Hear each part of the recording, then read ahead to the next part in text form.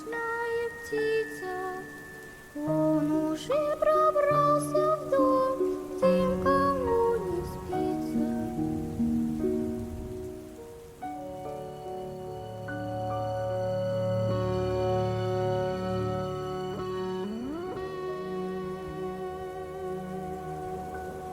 Bienvenidos a La Incógnita de lo Incierto.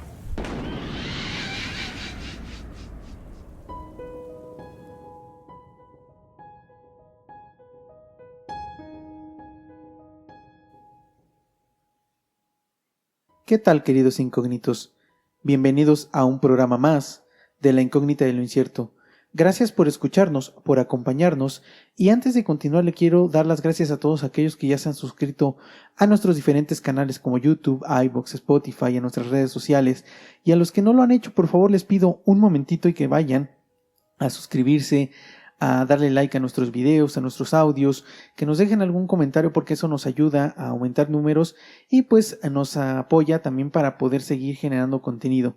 Como pueden ver, hemos estado desaparecidos un par de semanas porque no hemos tenido la oportunidad de reunirnos, tanto Skoll como yo hemos tenido temas personales y de trabajo que no nos han permitido como juntarnos, pero pues en esta ocasión les traigo, estoy yo solo, no me puede acompañar Skoll, pero les traigo un tema, un caso bastante bueno. Nos vamos a ir rapidito, pero pues quiero dejarles un episodio y que no pasen más semanas sin que ustedes tengan contenido, porque sé que algunos pues los están esperando y tratamos de darles ese contenido cada semana, pero pues estas últimas se nos complicó, nos fue imposible, pero gracias por esperarnos, por estar aquí y por escuchar este episodio. Pues sin más, vámonos con un caso bastante viral de los años 90 en Estados Unidos. En México en aquella época, pues dado que no existía el internet como hoy, o bueno, no estaba a la mano para todos, fue complicado el enterarnos como de este tipo de noticias, aunque yo sí recuerdo que fue muy viral y sí se supo como de cierta manera algo que sucedió y que fue muy explícito y que fue muy viral para aquella época. Se ha vuelto viral nuevamente ahora en este año porque Netflix acaba de sacar un documental, una serie documental sobre este caso, y pues obviamente se abre nuevamente el baúl y empiezan a salir cosas nuevas, entrevistas con familiares, entrevistas con otras personas que hoy, después de casi 30 años, pues se atreven a hablar o a decir cosas que tal vez en aquel momento no pudieron sacar, y que de cierta manera pues cambia un poquito la perspectiva de cómo se quedó el caso en aquel momento a como lo podemos ver el día de hoy. Y pues vámonos directamente con el caso. El caso que les traigo el día de hoy es el de los hermanos Menéndez.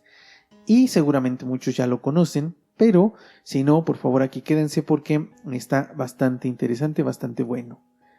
La noche del 20 de agosto de 1989, aproximadamente a las 23:47 horas, el 911 de Estados Unidos recibió una llamada de emergencia.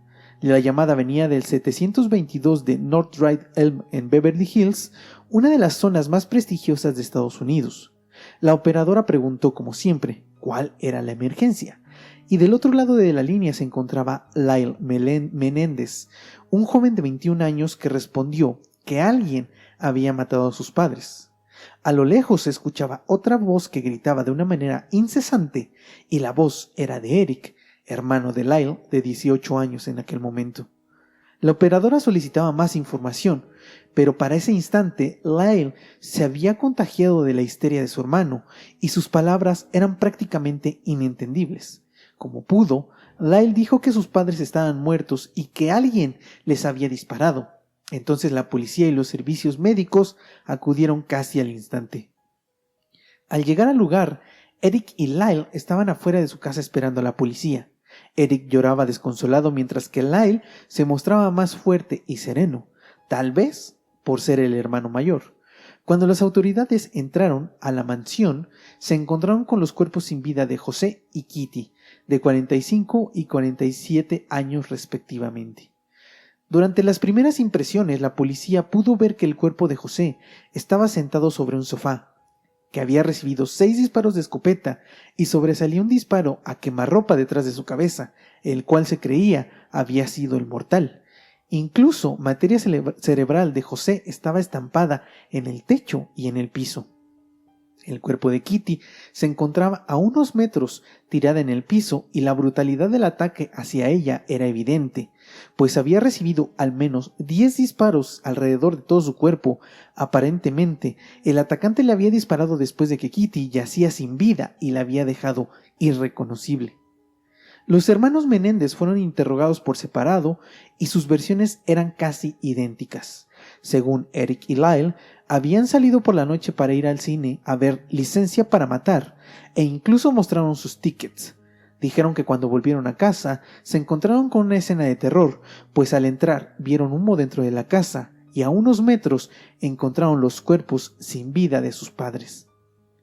La policía obviamente interrogó a los vecinos, a la gente más cercana, pero ninguno escuchó ni vio nada fuera de lo común, algo bastante raro, aunque algunos declararon que se habían escuchado fuegos artificiales a lo lejos, pero que jamás pensaron que se trataba de disparos y mucho menos de un ataque a alguien del barrio. Tal vez porque la zona era muy tranquila y casi nunca ocurría nada malo. La policía siguió investigando y la primera hipótesis fue que todo se había tratado de un robo que había salido mal. Pero lo extraño era que los autos, las joyas y el dinero de los Menéndez que había en la casa se encontraban intactos. Las autoridades pensaron que tal vez los ladrones fueron descubiertos por alguien y perdieron la cabeza, por lo cual mataron a Kitty y a José y salieron despavoridos de ese lugar. Todo aparentemente había ocurrido unas 3 horas antes. La policía se encontró con algunas cosas que resultaban muy extrañas. Por ejemplo, la primera era que las armas usadas durante el homicidio no se encontraban en ningún lugar de la casa. Esto podía deberse a lo dicho anteriormente de que los ladrones salieron del lugar despavoridos, salieron corriendo y pues obviamente se llevaron todo. Pero de esto se deriva otra situación, pues no se encontraron por ningún lado los casquillos de las escopetas. ¿Por qué él o los homicidas se habrían tomado la delicadeza, el tiempo de recoger todos los casquillos? Y la tercera situación extraña era que aparentemente no había signos ni rastros de que hubiera entrado alguien más que los Menéndez a la casa, o sea, los padres y Eric y Lyle. Los hermanos Menéndez no fueron considerados como principales sospechosos, pero la policía continuaba con la investigación. El homicidio de Kitty y José fue un boom en los medios de Estados Unidos, como lo dije hace un rato, pues José era un alto ejecutivo de Hollywood y su muerte fue muy viral. La policía comenzó una investigación alrededor de las ejecuciones que posiblemente hubieran tenido que ver con algún problema que José tuviera con alguien de su trabajo. Pero aunque intentaron y buscaron e interrogaron a gente que posiblemente podría haber odiado a José o a Kitty, no había nadie sospechoso, no había nadie que cumpliera como con estas características de haber estado aquella noche en la casa de los Menéndez y los hubiera asesinado.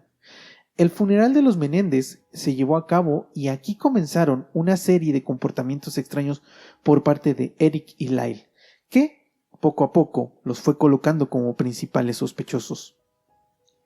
Aquella mañana del funeral, Lyle y Eric llegaron en una limusina, algo un poco extravagante para mi gusto, aunque podría entenderlo, ya que los invitados al lugar, al funeral, como eran gente de un extracto social muy alto, llegaron también en automóviles de lujo, no en una limusina, pero sí en automóviles de lujo.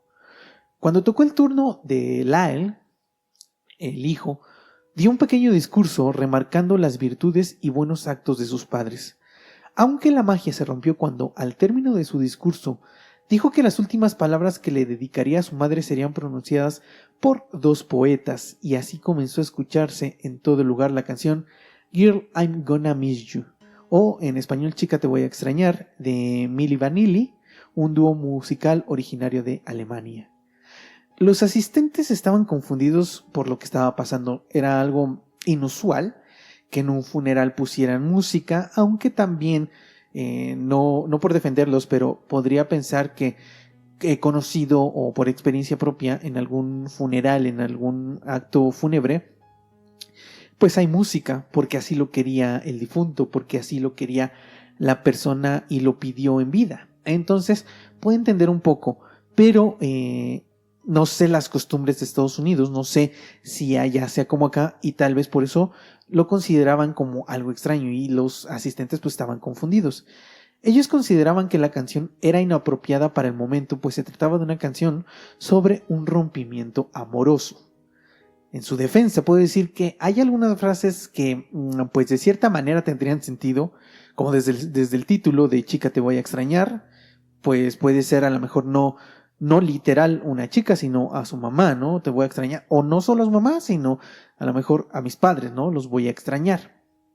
Hay otras partes en inglés que traducidas a español dicen, por ejemplo, todo el amor que siento por ti, nada podrá hacerme cambiar mi punto de vista.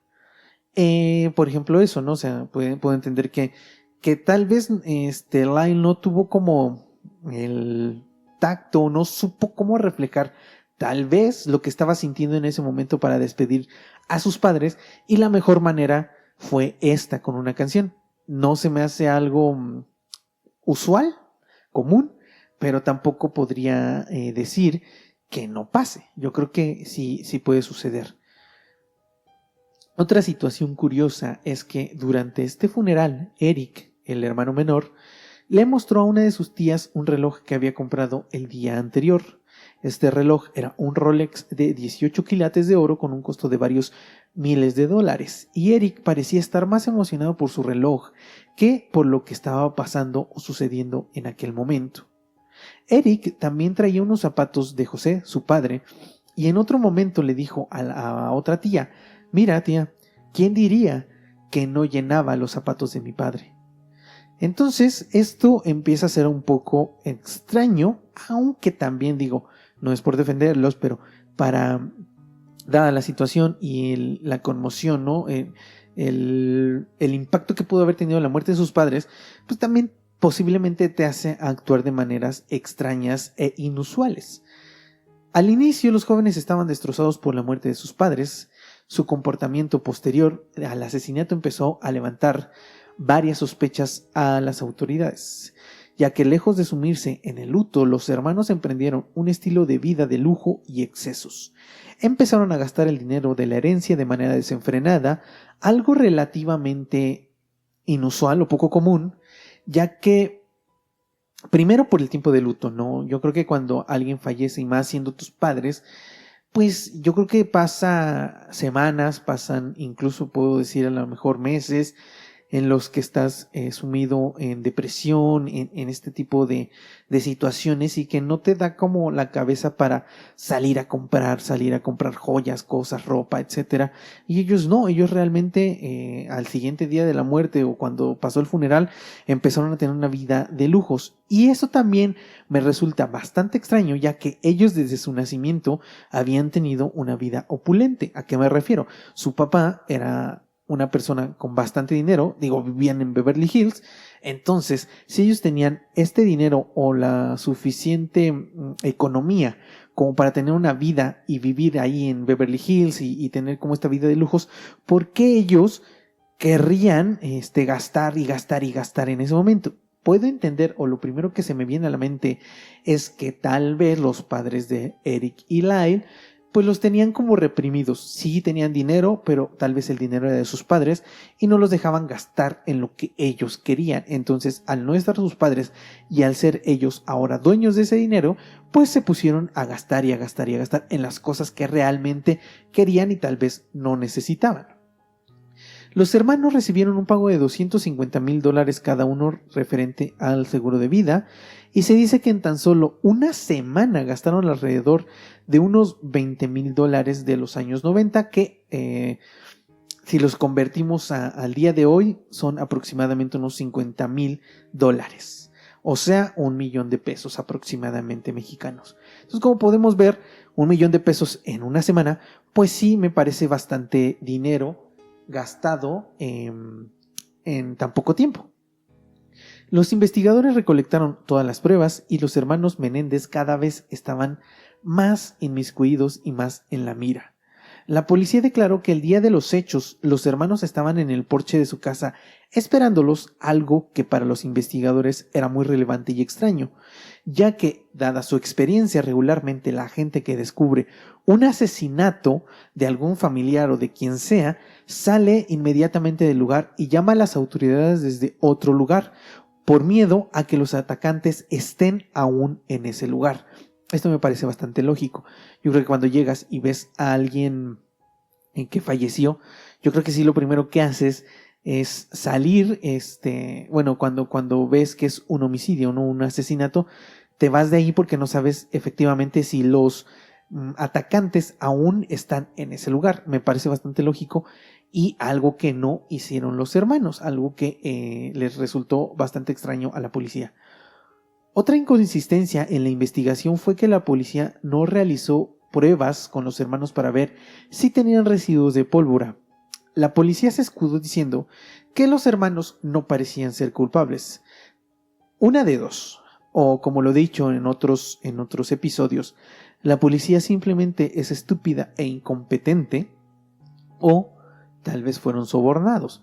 Uno nunca sabe, no sabe qué es lo que puede suceder, aunque dada mi experiencia con otros casos, me parece que la policía deja cabos sueltos, deja pasar situaciones porque son incompetentes, porque regularmente son en zonas donde no suceden este tipo de homicidios, entonces no tienen la suficiente experiencia para llevar a cabo una investigación correcta.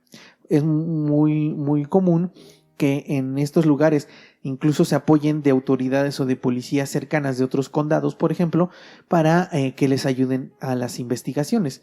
Esto, al ser una zona, digamos, rica, que no quiere decir que no pasen este tipo de situaciones, asesinatos u homicidios, pero pues es menos probable que sucedan a otras zonas.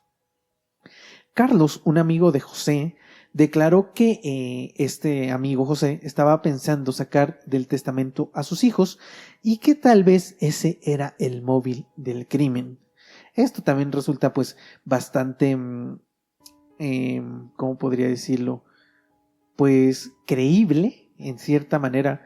Regularmente los móviles para un asesinato puede ser el dinero, amor, este tipo de cuestiones, entonces no me resultaría nada extraño que ese fuera el móvil.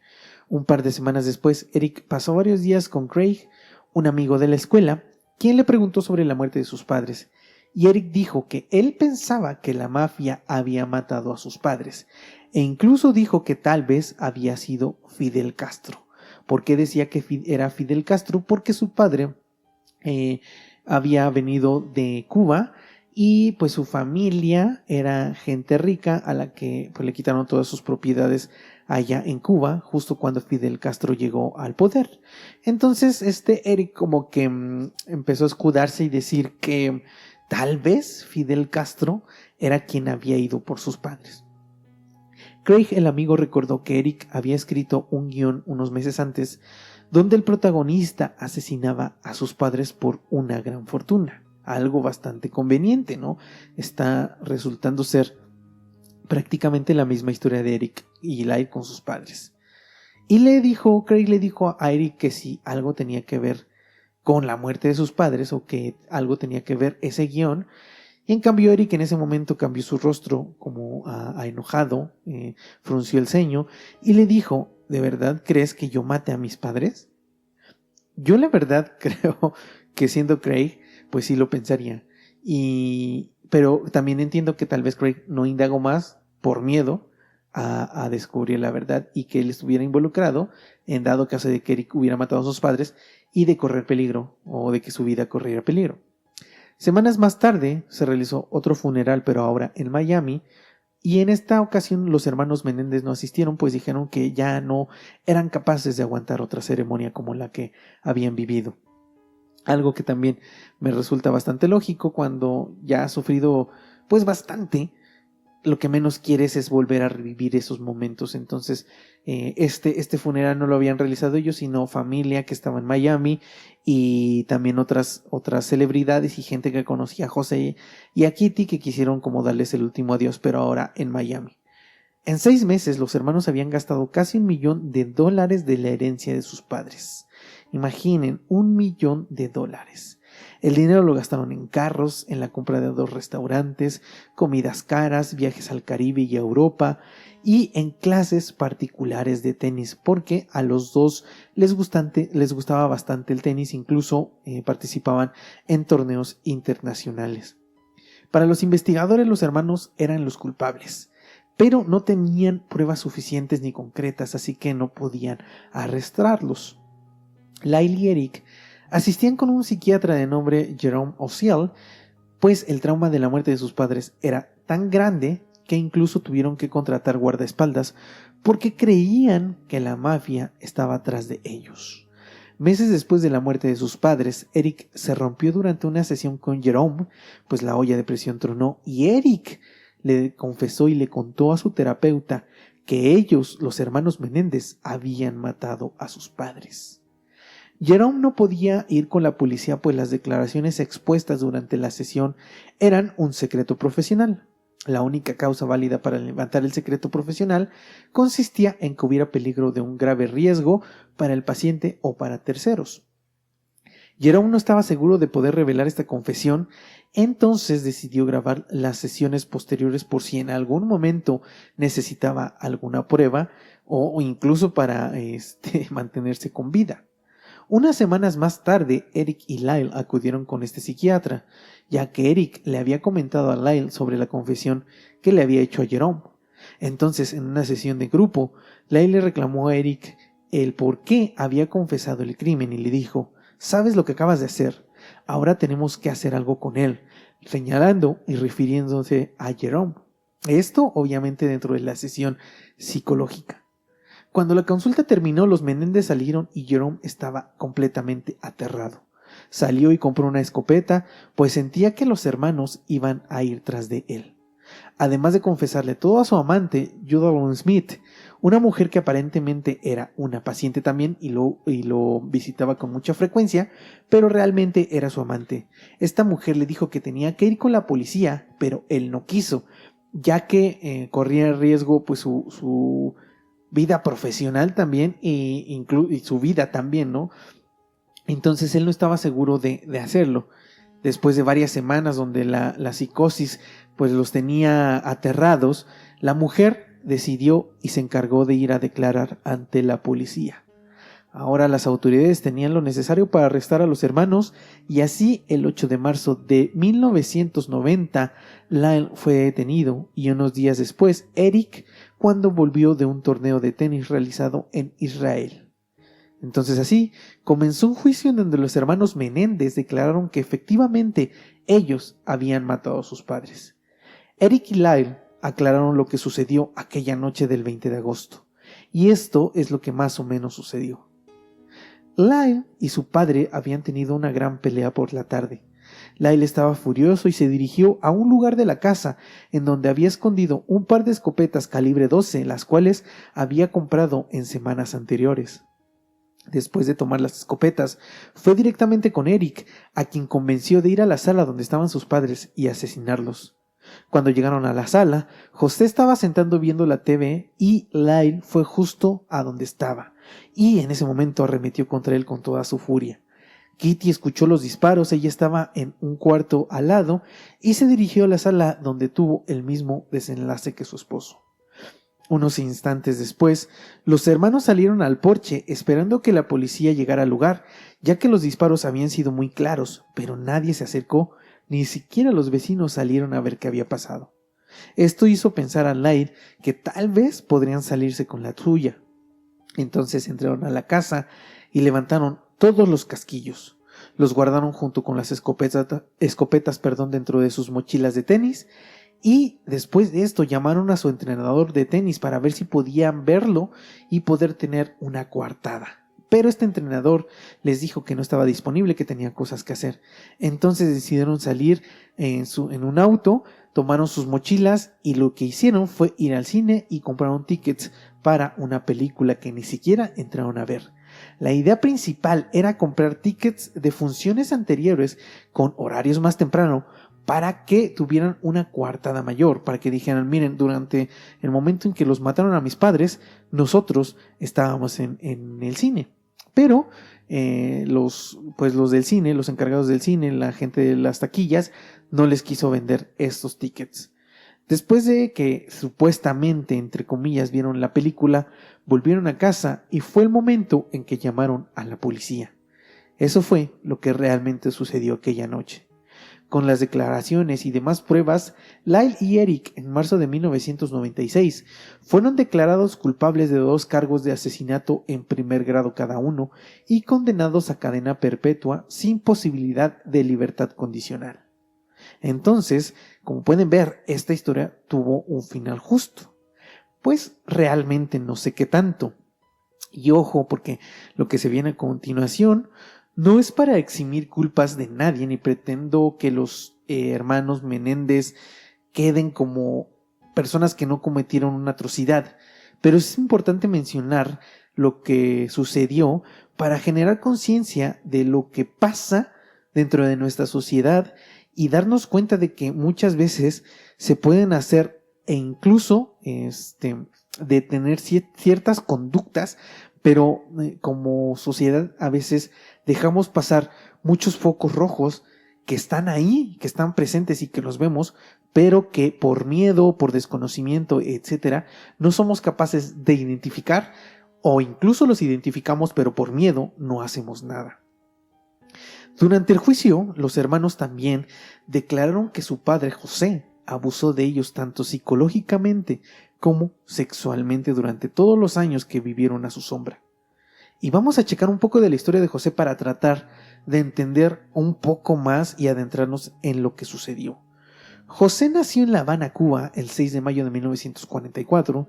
Su padre era una estrella de fútbol y además pertenecían a una familia adinerada, la cual la gran mayoría fue asesinada o encarcelada bajo el régimen de Fidel Castro. Esto hizo que José decidiera emigrar a Estados Unidos, en donde estudió la carrera de contabilidad en Nueva York. La personalidad y liderazgo de José lo hizo subir como espuma en donde trabajaba, y así fue que llegó a ser gerente regional de Hertz, una empresa de renta de autos, y después tomó un gran cargo en RCA Records, donde su sueldo era extremadamente bueno. José se casó con Kitty, a quien conoció ya estando en Estados Unidos, tuvieron a sus hijos y desde pequeños llevaron una vida llena de lujos.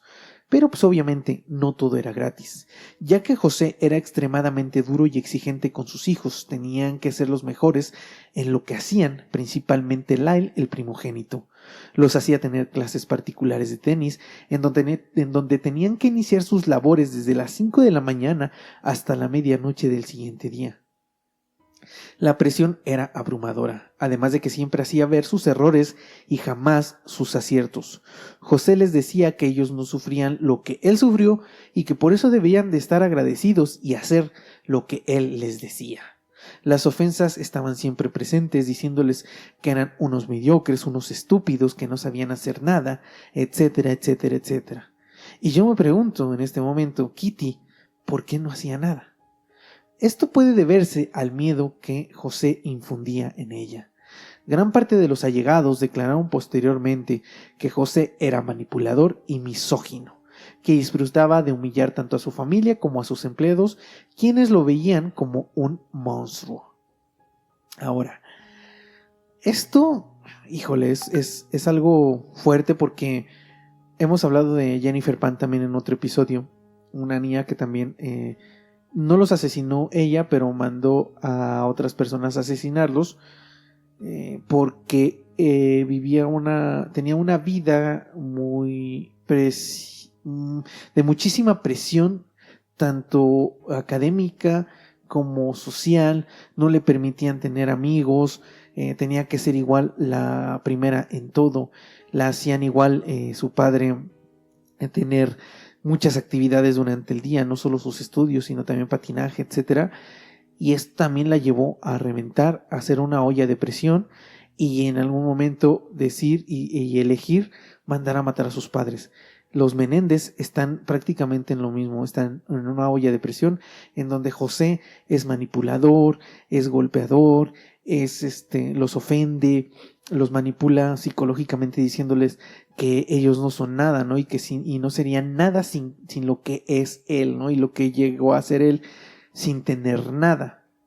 Ya en la adolescencia, Lyle intentó rebelarse varias veces ante José, quien no dudaba en reprenderlo cada que lo hacía, y esto para no perder el poder absoluto que tenía José ante su familia. Es algo también muy común. La gente que tiene este poder no permite que nadie se rebele, porque eso sería, pues, obviamente terminar con la hegemonía de ese personaje. José los obligaba a estudiar lo que él quería y no lo que sus hijos querían ser. Por ejemplo, Eric quería ser actor, quería estar en la farándula, películas, hacer guiones, etcétera, pero esto no le agradaba a su padre ni a su madre, que prácticamente hacía lo que el padre decía. Entonces, incluso se dice en algunas partes en internet, en algunas fuentes, dicen que la madre le ayudó a Eric a terminar este guión en donde el personaje principal asesinaba a sus padres por una gran fortuna. De ser así, pues a mi parecer y desde mi punto de vista, Eric le estaba dando una señal de lo que estaba sintiendo y de lo que estaba pasando en su vida, y simplemente Kitty al parecer no le importaba. Y esto también tiene y cobra sentido con declaraciones también de amigas de Kitty, que en su momento, por ejemplo, en una ocasión declaran que Eric estaba muy enfermo de gripa, tenía calentura, tenía temperatura, tenía estos malestares, estaba en su casa.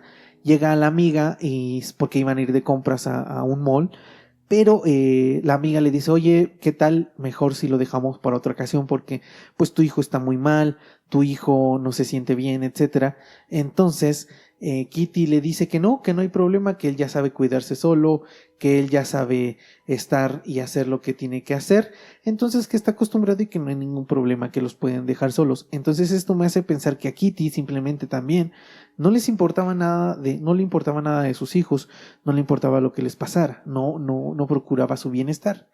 Pero esto no era lo peor. Lo peor era que José comenzó a abusar sexualmente de Lyle desde muy pequeño. Lo obligaba a realizarle sexo oral, incluso en una de las declaraciones que hace una tía, obviamente posteriores como lo dije. Dice que Lyle llegaba a la cocina y se llenaba la boca con catsup o mayonesa, que se llenaba la boca completamente de este tipo de cuestiones de cosas de catsup, de mayonesa, algo que tuviera un sabor muy fuerte, y esto a la tía le parecía asqueroso. Incluso llegó a juzgar a Lyle como un niño muy extraño. Pero esto se sabe por declaraciones de Lyle que esto lo hacía para quitarse el mal sabor de boca que le dejaba el semen de su padre. Y esto a mí me impacta demasiado y me hace... me da mucho coraje el hecho de que aparte de lo que está sufriendo una persona, el entorno social se encargue también de juzgar las acciones de esta persona, ¿no? Y es por eso que yo, como lo he dicho aquí, no he aprendido a no juzgar de cierta manera.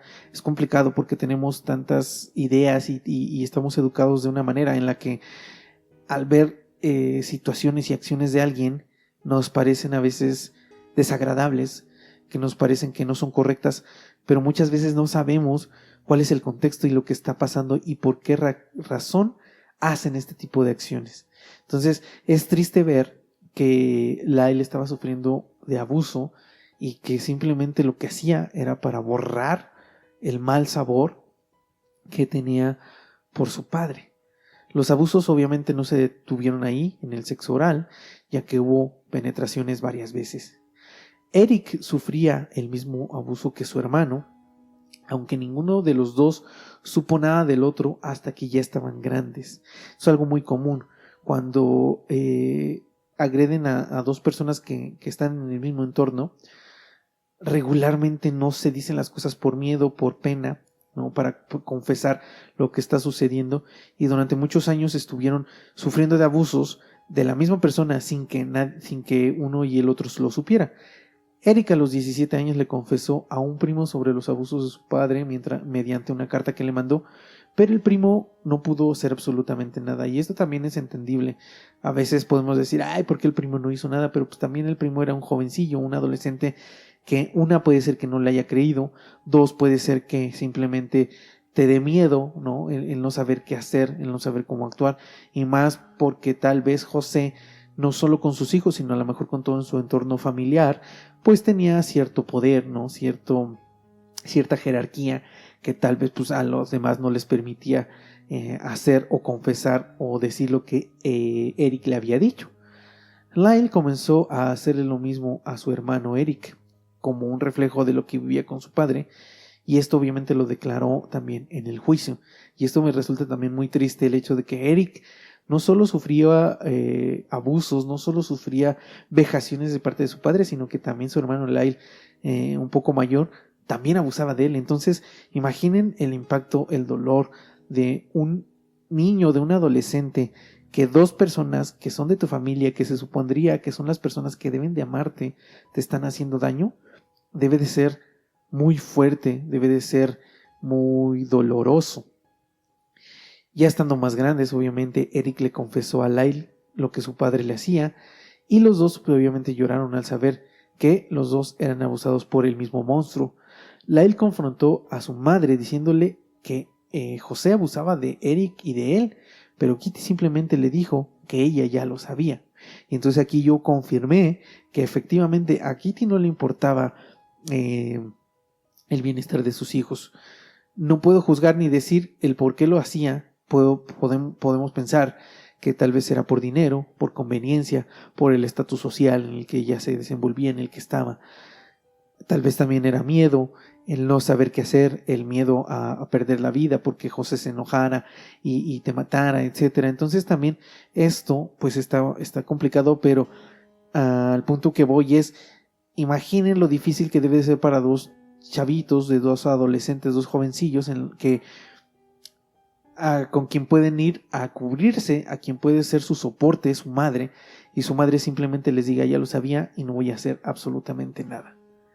Esto me hizo pensar y recordar también en cómo se había encontrado el cuerpo de Kitty. A diferencia de José obviamente tenía disparos también a quemarropa, por ejemplo, en la nuca, pero a Kitty le dispararon incluso después de muerta y la dejaron irreconocible.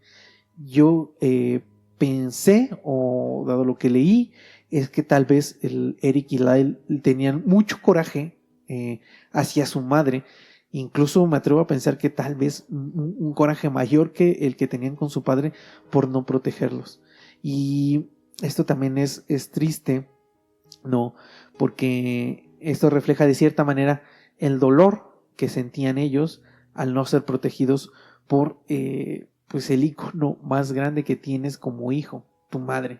Incluso me atrevo a decir más que el padre. Unos días antes de que ocurrieran los asesinatos, Eric le dijo a Lyle que su padre había abusado nuevamente de él. Entonces Lyle fue hasta donde su padre y le exigió que dejara de abusar de su hermano.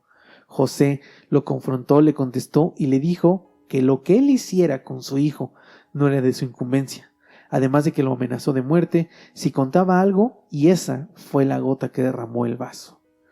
La defensa de los hermanos Menéndez intentó que la sentencia fuera menor debido a los abusos de José, pero ante los ojos del jurado y del foco público, esto no tenía importancia. Incluso los programas de televisión hacían mofa de lo que sufrieron Lyle y Eric, y los noticieros decían que esto solo era una treta de parte de la defensa. Así, todo toma sentido, ya que Roy Rosello, ex integrante de Menudo, una agrupación muy famosa de los años 90, que pues me atrevo a decir que, digamos, si lo traemos al contexto actual, podría compararlos con, no sé, con los Backstreet Boys, digo, no es actual, pero los Backstreet Boys en su momento, hace 20 años, o hoy, no sé, BTS, este tipo de agrupaciones que son muy famosas y que tienen un boom, y más en esa época, porque no existía el internet. Entonces, el hecho de que este tipo de bandas llegaran a tantos lugares de toda Latinoamérica, de América, pues era bastante increíble. Roy confesó en una declaración posterior igual también, diciendo que José abusó sexualmente de él cuando era miembro de la banda y la banda había firmado con RCA Records, en donde trabajaba José y era un gerente. Entonces, esto también abre una cloaca en donde no se sabe con certeza, pero se cree que este Roy de Menudo no fue el único que fue abusado. Se cree que fueron muchas más personas, muchas más infantes que fueron abusados y que tal vez los llevaban con la excusa de hacerlos famosos, de firmarlos con una gran disquera, etcétera, ¿no? Entonces, no se sabe si hay más afectados, más involucrados en estos abusos, pero se cree que sí. Y esto, pues a mí también me hace pensar como en otros casos que regularmente cuando alguien abusa por primera vez de una persona, no se detiene, empieza a abusar porque sabe que se está saliendo con la suya, y más al tener un cargo de poder como el que tenía José, en el que tal vez al ser una figura pública o un ícono, pues nadie se iba a fijar en él y nadie iba a dudar de lo que estaba haciendo. Entonces, pues obviamente esto fue algo que ayudó a José también, muy seguramente, para llevar a cabo todas estas atrocidades.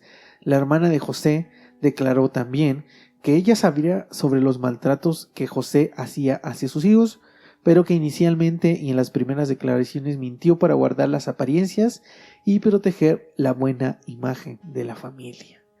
Hasta el día de hoy los hermanos Menéndez se encuentran en prisión, pero sus abogados siguen intentando sacarlos al pasar de los años, aunque ha sido prácticamente imposible. Y pues para cerrar este episodio, a mí me parece bastante triste, ¿no? Porque, como lo dije, hay focos rojos, hay situaciones que están avisando de ciertas cosas y simplemente se dejan pasar por largo, no se toman en cuenta, y como en este caso hay otros casos en donde también hay focos rojos, hay alertas que, como lo dije, por no ser expertos en estas ramas, a lo mejor incluso de la psicología, de la psiquiatría, pues dejamos pasar este tipo de situaciones que tal vez podrían haber detenido una catástrofe. No lo sé, puede ser que no, o puede ser que simplemente lo alargaban. Pero pues también me parece triste que incluso, por ejemplo, lo dije en su momento, los hermanos Menéndez fueron catalogados como unos mentirosos al decir que su papá había abusado de ellos solamente para salir de prisión, y todo parece ser que está corroborado y que efectivamente José abusó de ellos. Y entonces es donde yo me pregunto, obviamente son culpables de haber matado a sus padres, de haber asesinado a Kitty y a José, pero también la carga emocional, el dolor que debieron tener estos chicos, pues los llevó a cometer este homicidio. Y como lo digo, no es para eximirlos ni mucho menos, al contrario, deben de pagar, pero también qué tanto debe de influir en una sentencia este tipo de cuestiones, ¿no? Yo creo o considero que al ser, digamos, regularmente un asesino serial, pues tiene en su haber varios asesinatos, ¿no? En esta ocasión, Eric y Lyle solo asesinaron a sus padres y les dieron cadena perpetua. No sé qué tan, ¿cómo podría decirlo?, justo fue esta cuestión. Yo considero que sí deberían de pagar, pero no sé si realmente cadena perpetua. Ha habido casos de gente que igual asesina y a los 15, 18 años salen de prisión. Entonces, estos chicos llevan 30 años en prisión. Bueno, ya no son chicos, estos hombres ya llevan 30 años en prisión y siguen estando ahí y al parecer jamás van a salir. Pero, como lo dije, no es para eximir, sino simplemente también poner en contexto de que José también era un monstruo y también es culpable de lo que sucedió, ¿no? No es culpable de las acciones del homicidio, del asesinato, pero él también cometió muchos errores, cometió muchas atrocidades contra ellos y contra otros. Y Kitty, pues, como lo dije, me da tristeza también el hecho de que una madre no proteja a sus hijos, porque como hijo, como lo dije, tu ícono más grande, protector, pues es tu madre, más que tu padre. Entonces, el hecho de que tu madre te dé la espalda debe ser muy frustrante, muy doloroso. Yo no sé cómo se habrán sentido eso, aunque también, como lo dije, eso no les da como el derecho de quitarle la vida a su madre y a su padre. Simplemente lo pongo en contexto, fue lo que sucedió, lo que se encuentra, y si les agrada pueden ver, hay en internet hay algunos videos que hablan sobre este caso con bastante evidencia, con bastantes información. También está, como lo dije, el documental de Netflix, que en lo personal hay entrevistas que me gustan, hay cosas que me gustaron, pero no me gusta mucho el enfoque que le dan en el aspecto que quieren, como yo, desde mi punto de vista es lo que veo, quieren como hacer ver a los hermanos Menéndez como simplemente monstruos que mataron a sus padres sin razón, y a José lo quieren, no sé, esa es mi perspectiva, como que lo quieren limpiar un poco como esa imagen, o no dejarlo tan mal parado. Y eso también es triste, ¿no? El hecho de que darnos cuenta que el dinero muchas veces mueve muchas cosas, que incluso el dinero oculta cosas, y no debería de ser así, ¿no? Pero pues sabemos que el dinero, el money, es bastante importante y es con lo que se mueve prácticamente el mundo. No debería de ser así, creo que hay otras cosas más importantes, pero hasta el día de hoy, hasta el 2024, la situación y la vida es así. Gracias por escucharnos, por llegar hasta acá. Yo soy Ava. Me despido en esta ocasión. Espero que les haya gustado todo este episodio, aun a pesar de estar solo. Lo hago con mucho cariño y con mucho amor para todos ustedes, para todos los incógnitos que nos escuchan. Estamos buscando la manera de poder estar juntos, Skol y yo, para poder traer más episodios, para grabar más, e incluso ya estamos buscando y hacer alianzas con algunas otras personas para tener otros espacios, para tener más contenido, para invitar a gente, y eso yo creo que en unas semanas, en unos meses se estará concretando. Estaremos teniendo más contenido, más historias, incluso gente que nos cuente sus experiencias, pero en vivo aquí en cabina, que eso nos haría muy feliz para que todos ustedes escuchen de viva voz lo que le sucede a la gente. Gracias nuevamente. Por favor, si no se han suscrito, vayan a suscribirse a YouTube, a iVoox, a Spotify, desde donde nos estén viendo o escuchando. Gracias a todos los incógnitos, a los que se están integrando, que son poquito a poquito está creciendo esta comunidad. Gracias, me despido, pero no sin antes recordarles y pedirles por favor que abran sus mentes y se abran a las posibilidades.